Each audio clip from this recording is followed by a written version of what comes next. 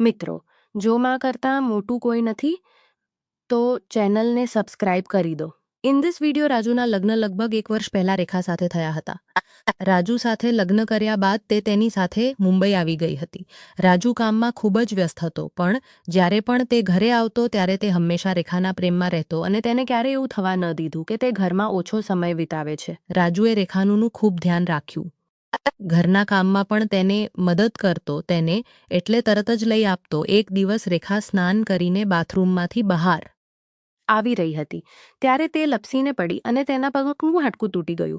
ડોક્ટરે તેના પગ પર પ્લાસ્ટર લગાવ્યું અને તેને 2 મહિના સુધી પથારીમાંથી ઉઠવાની ના પાડી. ઘરે આવ્યા પછી રેખાએ રાજુને કહ્યું, મારી મહિના સુધી બલું. રાજુ બોલ્યો, આપણું ઘર નાનું જ છે, તારીમાં એમાં કેવી રીતે એડજસ્ટ થશે? રેખાએ કહ્યું, એ બધું મારા પર છોડી દો, આપણે ત્રણેય અહીં સૂઈ જઈશું. રાજુએ થોડીવાર વિચારીને કહ્યું, ઠીક છે. રાત્રે ત્રણે જમીન પર પથારી પાથરીને તેના પર સૂઈ ગયા. એક તરફ રેખાની માં, વચ્ચે રેખા અને બીજી બાજુ રાજુ. તે ત્રણે એડજસ્ટ થયા. બીજા દિવસથી રેખાની માએ ઘરનું તમામ કામ સંભાળી લીધું. રાજુની સાસુનું એક વિચિત્ર રૂપ હતું.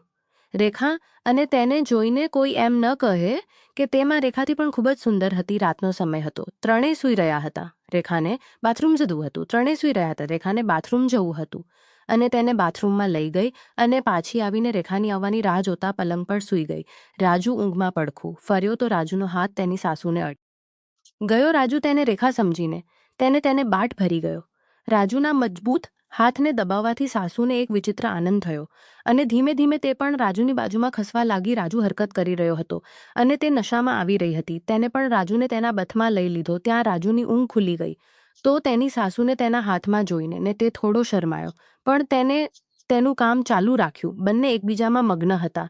ત્યારે રેખાએ અવાજ કર્યો, મને ટેકો આપો. રેખાનો અવાજ સાંભળીને તે બંને એકબીજાથી અલગ થઈ ગયા અને તે બંનેની સરકતી આગ અટકી ગઈ. તે રાત્રે બરાબર સૂઈ શકી નહીં. સાસુ એક જુવાન મહિલા હતી. વૃદ્ધ પતિ આગ ઠંડી કરી શકતો ન હતો, કારણ કે જ્યારે તેની યુવાની જોરમાં હતી ત્યારે પતિ થોડો ઉંમરમાં થઈ ગયો હતો. બીજા દિવસે જ્યારે તે સવારે ઉઠી ત્યારે તેને રાજુને ત્રાસી આંખોથી જોયો, જે તેની સામે જોતો હતો. તે રાજુને નાસ્તો ખૂબ પ્રેમ સાથે આપી રહી હતી. બંનેની આંખો એકબીજામાં વાતો કરી રહી હતી અને બંને મરવાની તક શોધી રહ્યા હતા. જ્યારે રહેવાયું નહીં ત્યારે તેને રાજુને કહ્યું, હું તારા વિના નહીં રહી શકું. હું કોઈ પણ કિંમતે તમારો પ્રેમ ઈચ્છું છું. હું તે માટે કંઈ પણ કરવા તૈયાર છું. રાજુએ કહ્યું, ઠીક છે, હું આજે ઊંઘની ગોળી લાવીશ, તમે રેખાના દૂધમાં ભેળવી દેજો.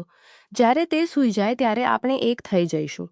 તેણે રાત્રે દૂધમાં સૂવાની ગોળી મૂકી અને રેખાને તે દૂધ આપ્યું. જ્યારે રેખા સૂઈ ગઈ ત્યારે સમય ગુમાવ્યા વિના રાજુ પાસે આવી અને તેણીએ દરેક હદ પાર કરવાનો ઈરાદો રાખ્યો હતો. તેણે રાજુના દરેક કરવાનો ઈરાદો રાખ્યો હતો કે તે સાસુ અને જમશના સંબંધોને પણ ભૂલી ગયો.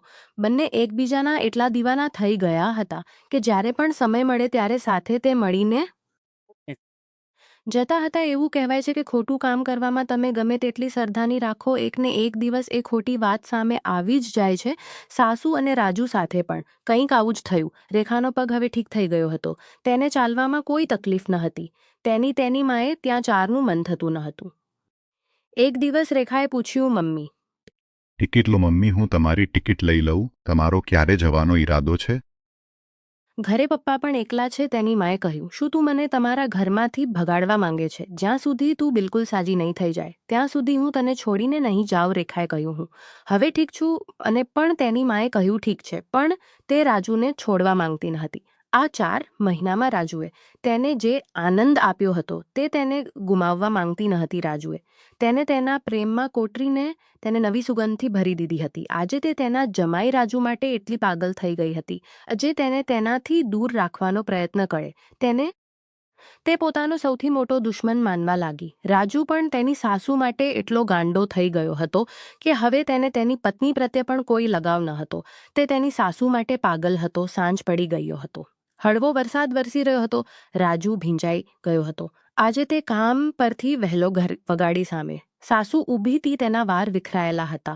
તેને રાજુ તરફ હસતો ચહેરો ફેરવ્યો કે તરત જ રાજુ પાગલની જેમ તે જોવા લાગ્યો અને બોલ્યો, વાહ, શું નજારો છે! જાણે વાદળોમાંથી ચંદ્ર ફૂટી ગયો હોય. રાજુ અંદર આવ્યો. તેના કપડાં સાવ ભીંજાઈ ગયા હતા સાસુએ કહ્યું, ઝડપથી કપડાં બદલો નહીં, બીમાર પડી જશો. રાજુએ આજુબાજુ જોયું. રેખા ત્યાં ન હતી. તેને એકબીજાનો પ્રેમવા તલપાપટ બની ગયા હતી.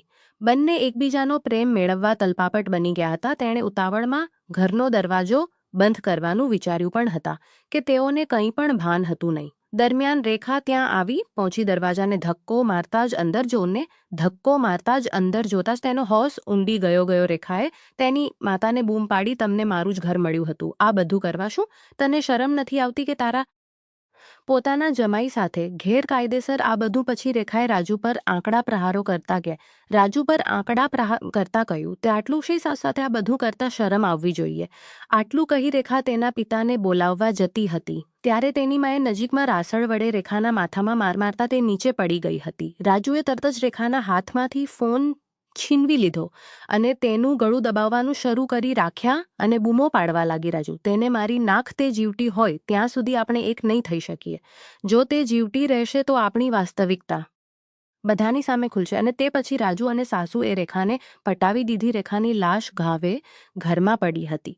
તેને જોઈને બંને ચિંતામાં પડી ગયા કે હવે તેનું શું કરવું અને પોલીસથી કેવી રીતે બચવું. શરીરની તરસ छिपाવવા માટે બંનેને પોતાના સંબંધમાં શરમ તો રાખી નહીં, પણ એક માએ પોતાની જ પુત્રીને તેના ગેરકાયદેસર સંબંધના કારણે મારી નાખી. પણ મિત્રો, આપને ગમે તેટલું છુપાવવું એ બહાર આવે જ છે.